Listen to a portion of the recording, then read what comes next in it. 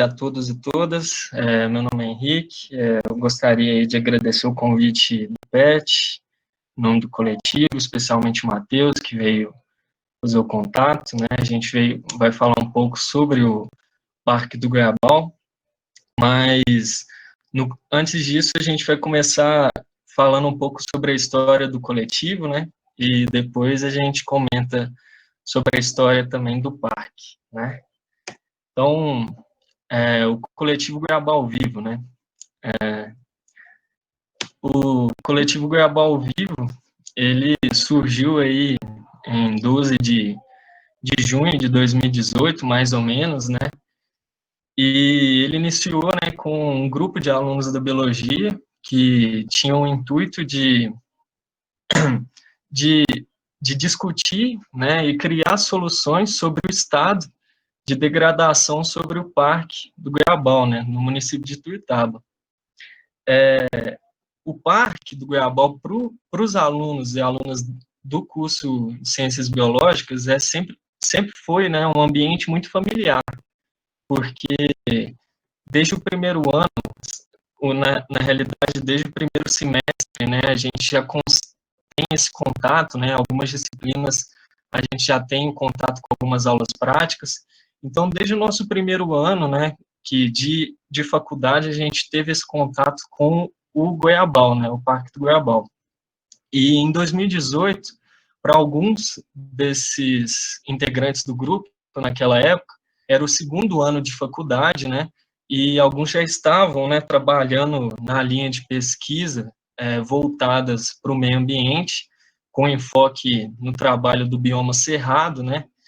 Então, naquela época, a gente começou a construir, né, uma paixão, né, de pesquisa, uma paixão pelo bioma e uma vontade de tentar querer reverter a situação que o bioma estava enfrentando, né, está enfrentando na realidade, né. Para quem não sabe, o bioma cerrado é o bioma que o município de Ituiutaba está abrigando, né? Praticamente todo o Triângulo Mineiro é composto por esse bioma cerrado e atualmente é um bioma que está severamente ameaçado, né? Ele está sofrendo bastante com desmatamento ilegal, com queimadas, com tráfego de animais silvestres, atropelamentos, e muitos dessas exploração, né, do, da paisagem, né, está sendo convertida principalmente em paisagens agrícolas, né, agropecuárias, né. Então, desde aquela época, no início, a gente teve essa sensação, né, essa paixão e essa vontade de tentar agir de alguma forma para reverter essa situação, né? Então, o coletivo, ele, com essa ideia de tentar agir localmente, né, de pensar, assim, do micro para o macro, né, porque a gente pensou assim naquela época, poxa, como nós, alunos e alunas da biologia, como nós podemos aqui em Ituiutaba tentar mudar um pouco do cenário do Cerrado, né? Então, foi muito em consonância com o parque nesse sentido, da gente tentar mostrar a importância do Parque do Goiabal para a cidade, né? E, de alguma forma, voltar, né, a imagem boa que o parque tinha quando ele foi criado. Quando a gente, assim, criou o coletivo, né, criou e começou a fazer as reuniões, alguns veteranos no começo, né, que já haviam formado, entraram em contato com a gente, e isso foi muito importante, porque alguns já tinham esse intuito, já tinham alguns documentos parecidos, né, alguns trabalhos já feitos, e isso ajudou bastante a gente para aprender um pouco de como que estava a situação do Goiabal naquela época deles, né, e como está hoje, né, os processos até mesmo legais, né, jurídicos, que eles já tinham um domínio maior, né, que a gente estava simplesmente começando, né. Então, o coletivo, ele sempre tem essa ideia de ser aberta a qualquer curso, né? Inicialmente foi apenas biologia, mas com o tempo a gente começou a ter essa aderência de cursos mais afins, né? Hoje a gente tem uma presença muito grande do curso de geografia, alguns integrantes do curso de história, de outros cursos, até mesmo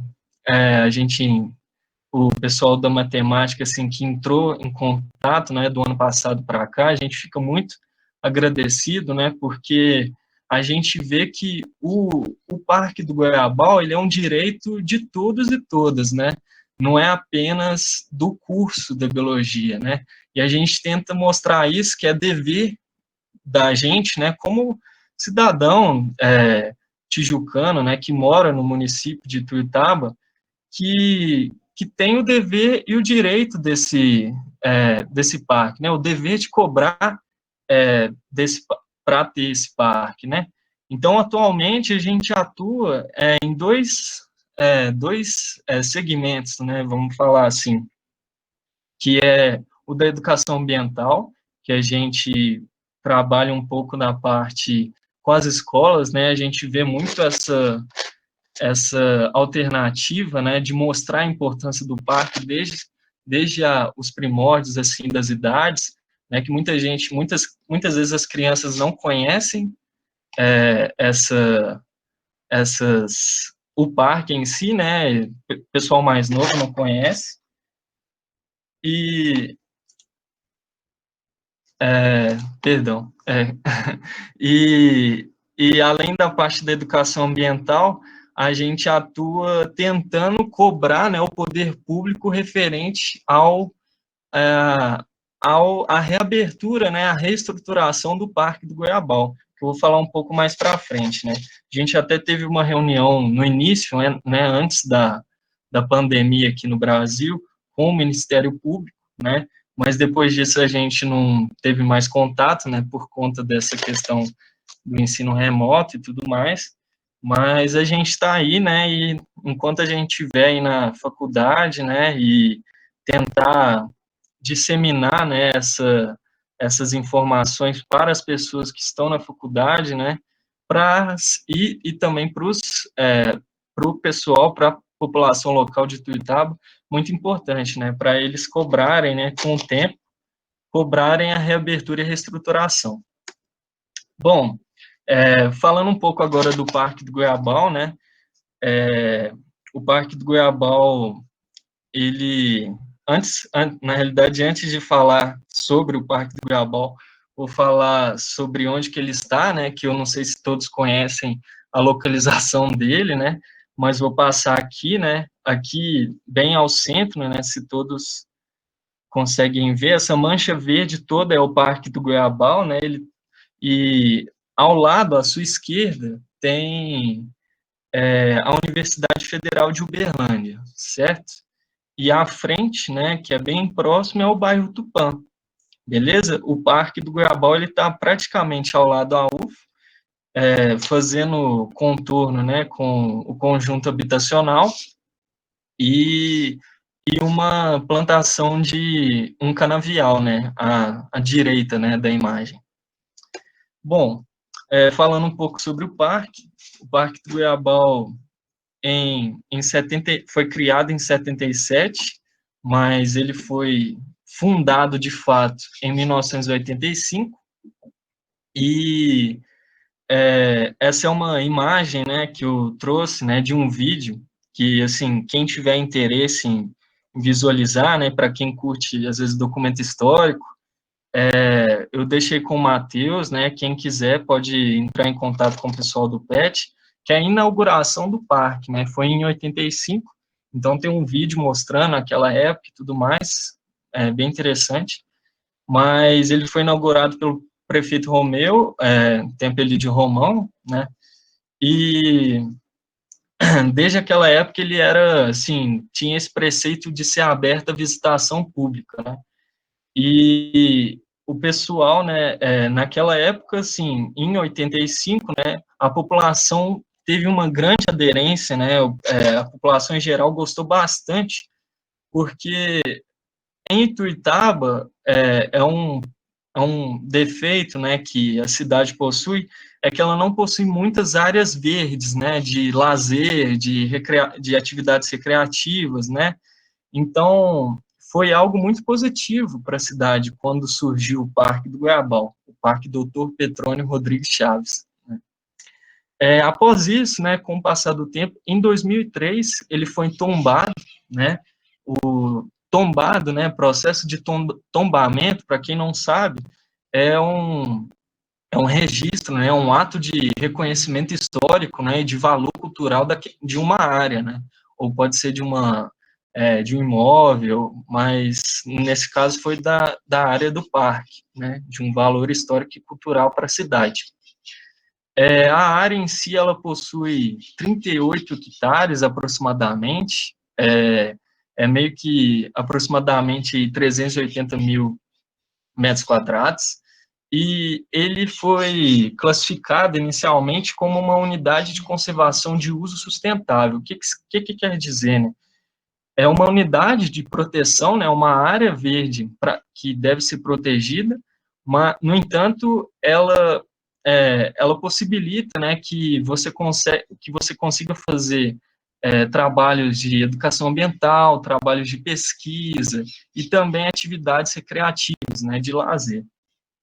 Inicialmente, né, o parque ele foi criado, né, e teve um aspecto bastante parecido com o zoológico, porque ele tinha algumas jaulas, né, com alguns animais do cerrado, né, onça, jacaré, e tinha alguns animais naquela época, em 85, né, e o pessoal, a população, quando gostou bastante, né, eu vou mostrar um pouco das fotos, né, essa aí é uma foto de uma placa, né, na época, foi em 85. Essa aqui é a entrada do parque, que essa foto é de 2014, eu não consegui uma foto mais recente, mas a entrada dele, na realidade, tinha duas entradas, só que essa em si, que o pessoal teve o acesso melhor, né, a outra está mais desabilitada.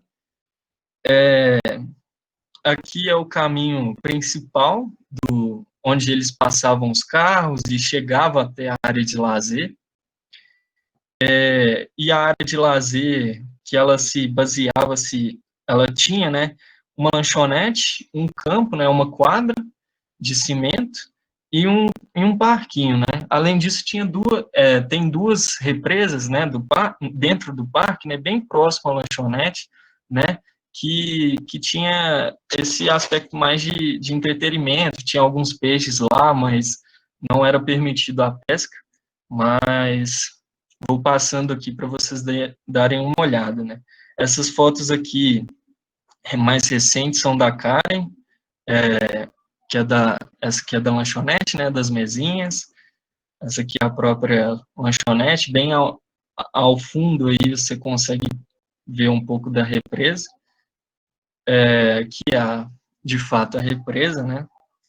Então, desde aquela época, né, a partir do surgimento do parque, foi algo muito positivo, né, no entanto, com o tempo, né, o município, né, e o poder público, né, ele foi gerando um descaso, né, para dentro do parque, né.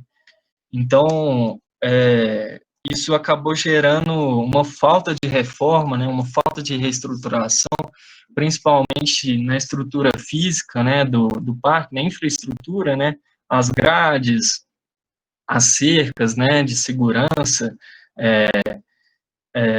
também as trilhas, né, então foi um descaso muito grande, né, e naquela época, né, se não me engano, foi na época, no período de 2000, assim, que ainda tinha, né, a parte dos animais, só que o parque foi fechado, né, muito por conta dos maus tratos dos animais, né, como eu falei, o zoológico que havia no parque, o espaço para os animais, né, que haviam lá era muito pequeno, muitas vezes o trato da dieta deles não foi tão adequado, então foi melhor, né, terem tirado, né, e levado esses animais para outro lugar, né, mais adequado.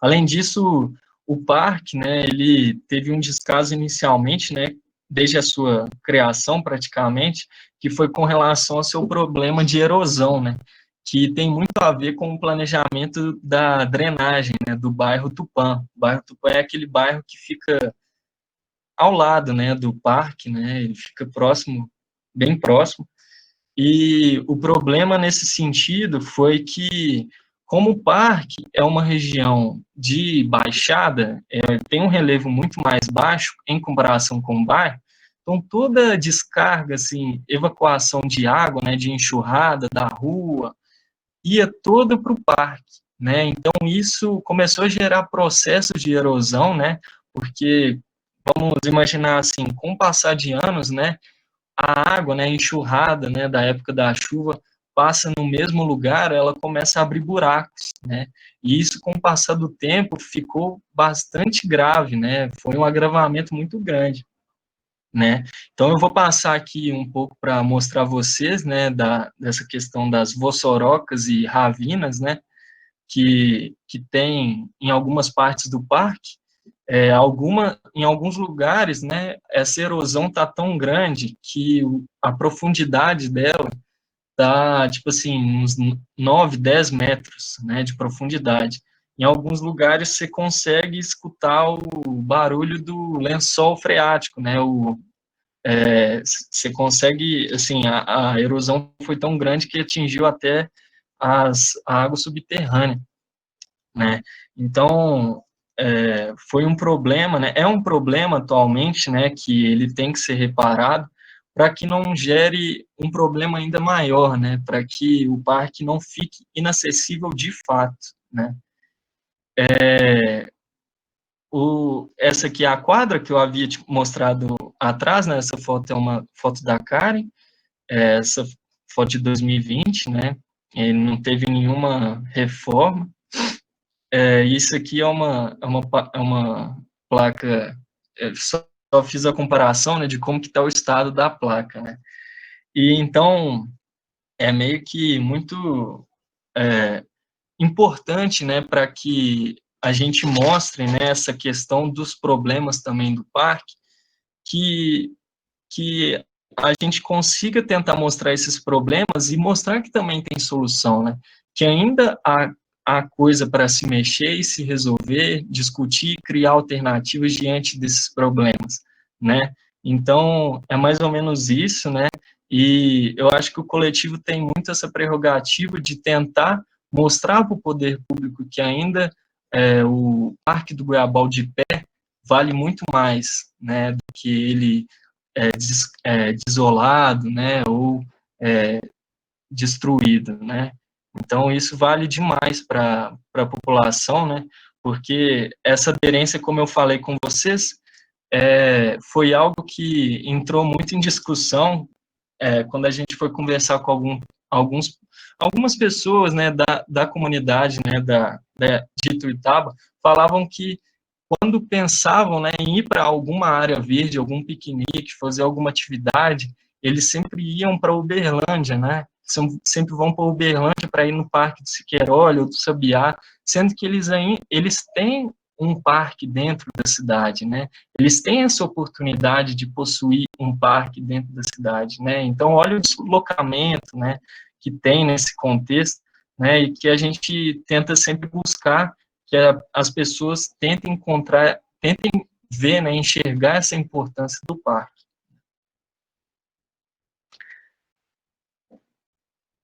Passo a palavra para Karen. Estão me escutando certinho?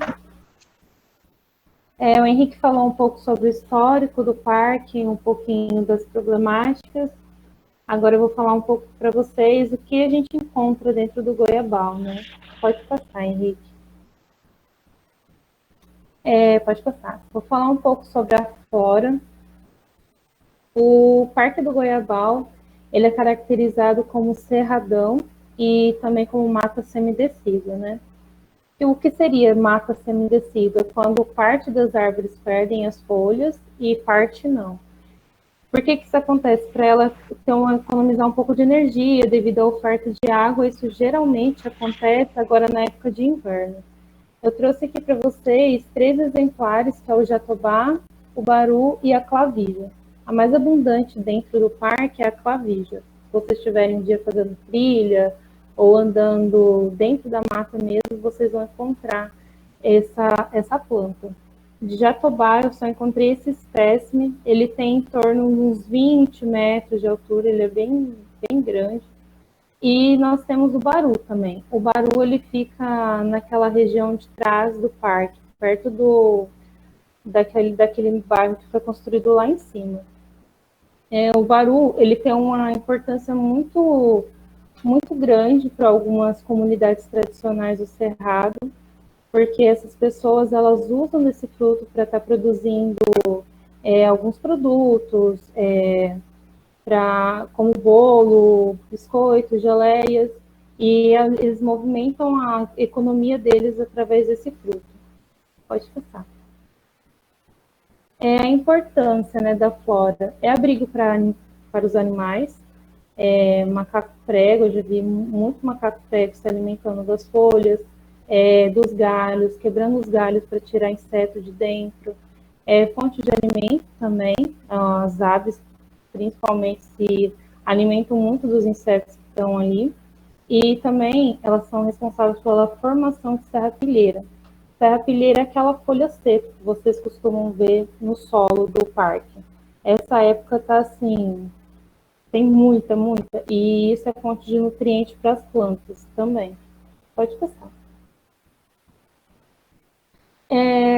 Problemática de espécies exóticas.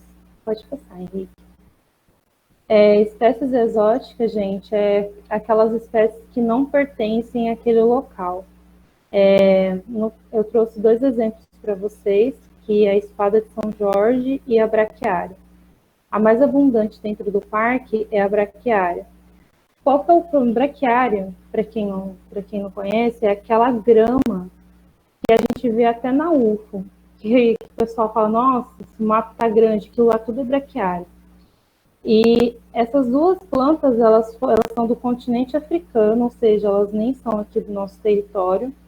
E a braquiária, ela atrapalha no desenvolvimento de algumas plantas nativas, né? Então, vocês veem uma problemática muito grande, ou seja, essa braquiária, ela toma conta do espaço e você acaba tendo a perda dessas plantas. Aí, que nem eu falei anteriormente, tem alguns animais que dependem dessas plantas. Então, você tendo a perda delas, você acaba também perdendo a incidência de animais dentro daquele habitat. Pode passar. Agora, fauna. Antes de passar, eu queria falar que a fauna é uma coisa que me surpreende muito. Porque quando eu entrei na universidade, e eu não tinha conhecimento, primeiramente, do Parque do Goiabal, e quando eu tive conhecimento, eu falei assim, a gente só olha para aquele lugar, a gente fala, gente, o que deve ter aqui dentro, né? A gente não imagina que tem uma diversidade tão grande de animais lá dentro.